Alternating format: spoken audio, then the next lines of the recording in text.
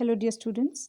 We are continuing with lesson 7, The Necklace by Guy de Maupassant from our supplementary reader, Footprints Without Feet. And in our last class, we have seen that Madame Liesel, she got a very pretty dress, and then there was a problem of jewelry, which was solved by borrowing a very pretty diamond necklace from her friend, Madame Forestier. And on the day of party, she became the central attraction and was the prettiest and happiest woman. But when she returned home and stood in front of the mirror to have a look on her glory, she found that the necklace was missing and she gave a cry. Okay, let us continue now. Liesel, already half undressed, asked, "What is the matter?"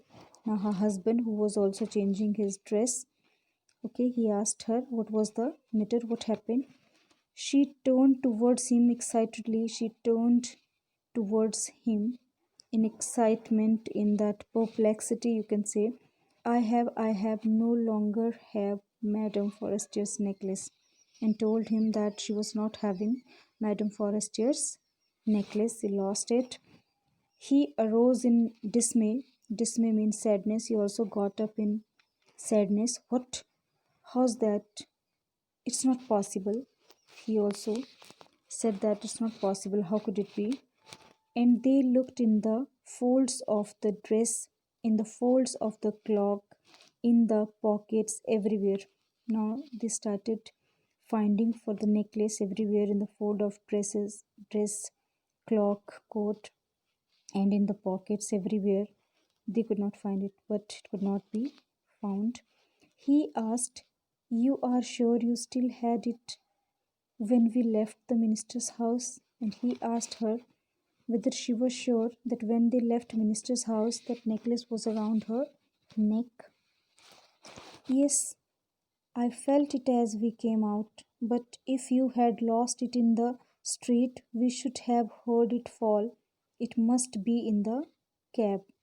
At that, Mr. Liesel said, that Madame Liesel said, "Yes, I felt it as we came out. When we were coming out from the minister's house, I felt it in my around my neck. But," he said, "if you have lost it in the street, we should have heard its fall. Its sound might have heard. It must be in the cab. It might have fallen in that taxi." "Yes, it is possible. Did you take the number?" Okay, now they are talking. Yes, it's possible that the necklace might have fallen in the taxi. Whether have you taken that number? "No." "And you? Did you notice what it was?" "No." Now they asked each other whether they noticed the number. Nobody has noticed. They looked at each other, utterly cast down. Finally, Loisel dressed himself again. And they looked at each other, utterly mean quite cast down, sadly, disappointment, you can say. Finally, her husband, Mr. Loisel, dressed himself again. "I'm going," he said, "over the track where we went on foot to see if I can find it." Now he said that he was going to the track to see if the necklace might have fallen there, and he went. She remained in her evening gown, not having the force to go to bed. Now Madame Liesel, okay, after going her husband, she remained in her evening gown, the evening gown she had worn, and not having the force to go to bed, but could not sleep. She couldn't go to bed. Towards 7 o'clock, her husband returned. He had found nothing. Around 7 o'clock, when her husband came back, he had not found anything. He came back empty handed, you can say. He went to the police and to the cab offices and put an advertisement in the newspaper offering a reward. Now, this man, he went to police and to cab offices also. He also, put an advertisement offering a good reward for that. She waited all day in a state of bewilderment before this frightful disaster. Now, the lady, she waited all day in a state of bewilderment, confusion, perplexity before this frightful disaster. Okay. Loisel returned in the evening, and her husband he returned in the evening. His face pale, he had discovered nothing. His face was yellow, pale.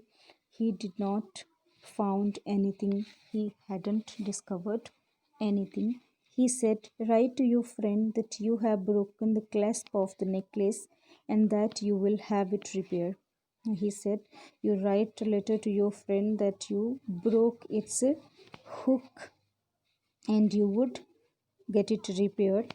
That will give us time." She wrote as he dictated. Now, so that they would get some time to find it. Okay, and the Madame Loisel, she also wrote to her friend as her husband asked her to do. At the end of a week, they had lost all hope. 1 week passed, but no hope was there. Now at Loisel, and Loisel, older by 5 years, declared, "We must replace this jewel." A husband who was 5 years older than her, he declared, he said that they should replace this jewel. Mean they should buy another necklace to return to Mrs. to Madame Forestier. In a shop of the Palace Royal, they found a chaplet of diamonds which seemed to them exactly like the one they had lost. Now, in a shop of Palace Royal, that jeweler's shop, they found a necklace of diamond which seemed to them exactly like the one they have lost, which was similar to that necklace which they lost. It was valued at 40,000 francs and its price was 40,000 francs. They could get it for 36,000, and after discount they could get it for 36,000 francs. Loisel possessed 18,000 francs which his father had left him. Now Mr. Loisel was having 18,000 francs which his father had left for him. He borrowed the rest, and he borrowed rest of the money from. He made ruinous promises, and he makes promises, took money from usurers and the whole race of lenders. Usurers mean lenders, you can say, the people who lend money on high rates. Now this man, he promised the lenders and lent money. Then almost 18,000 francs he had to lend. Then he went to the new necklace. He went to get the new necklace, depositing on the merchant's counter 36,000 francs. He just bought that necklace for 36,000 after depositing the amount of 36 francs. When Madame Loisel took back the jewels to Madame Forestier, the latter said to her in a frigid tone, "You should have returned them to me sooner, for I might have needed them." Mrs. Forestier, she only said to her that she might have returned that necklace earlier or sooner because he needed that to wear. Okay, Madame Forestier did not open the jewel box as Madame Loisel feared she would. And Madame Loisel, she was afraid that her friend would open the jewel box and see that, but she didn't do that. What would she think if she should receive the perceive the substitution? And she was also afraid what would she think if she got that this necklace has been replaced. What should she say? Would she take her for a robber? And she was also afraid that what would she say, maybe she would think that the Madame Loisel is a robber, thief, you can say. Madame Loisel now knew the horrible life of necessity. She did her part, however, completely, heroically. It was necessary to pay this frightful debt. she would pay it. They sent away the maid. They changed their lodgings. They rented some rooms in an attic. Now, Madame Lizel now knew the horrible life of necessity. Now they knew that they have to face a horrible life ahead. She did her part, however, completely, heroically. Now she did her part. She, you know, um, uh, did her contribution, whatever she could do. It was necessary to pay this frightful debt, because it was necessary to pay that debt. Whatever the money they have lended from lenders, they had to return that. She would pay it, and she she had to pay it. They sent away the maid. They dismissed their maid. They changed their lodging. They also changed their lodgings. Now they rented some rooms in an attic. And they rented some rooms in attic. Attic means the roof. Okay, so a small room under the roof, attic. So they shifted to there now. That's all. Rest will take later.